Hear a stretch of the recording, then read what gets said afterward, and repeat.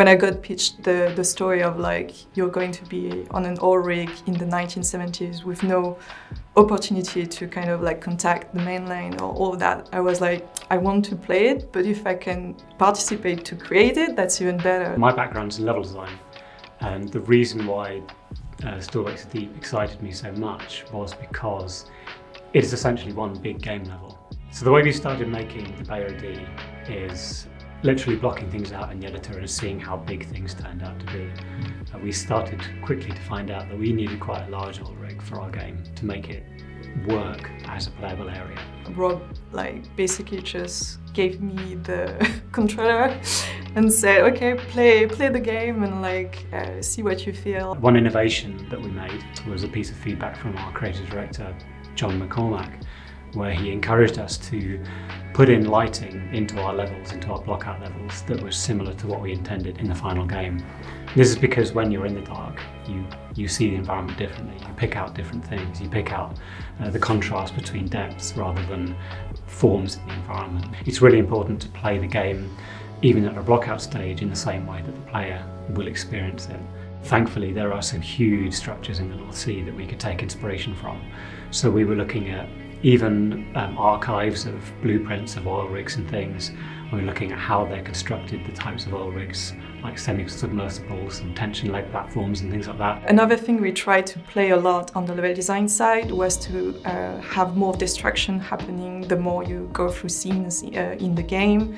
And that means that some area that you already have seen is now blocked, but some other areas that you could have gone through in the early scenes are now open. As the game progresses, we really wanted the player to experience a transformation in the play space, so they could return to areas that they'd previously been in. They could see that what was previously a very human place, like a canteen or a crew lounge, would, when you return to it, have elements of horror, have elements of change. When you do have an environment that is used multiple times at multiple time periods, it becomes very, very difficult to make modifications to that environment, because you then have to change the level in 3 different states. So something even as simple as moving a piece of furniture would take multiple iterations and a lot of work to get right. For example, we've got several scenes where you go down the legs of the rig into the pontoons under the waves.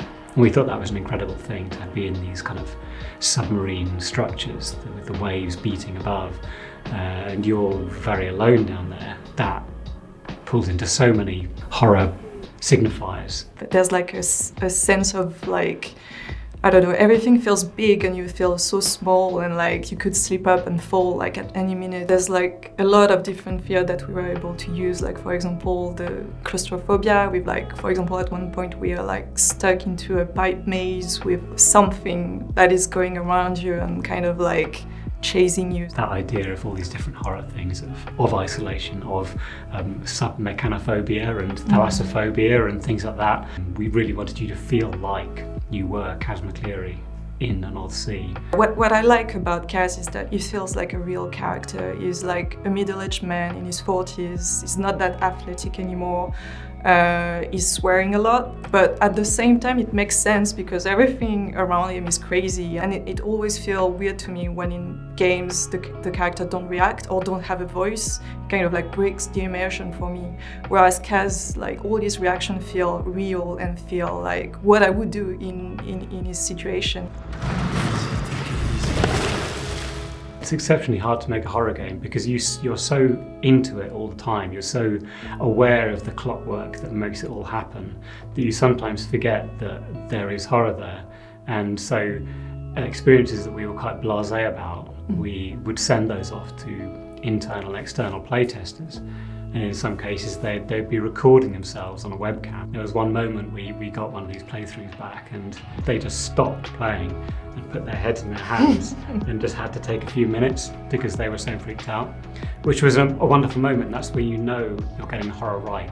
When I see people talking about their wishes for a game with a brave narrative that believes in itself, I want them to feel like this is that game, something that is an experience that they will never forget.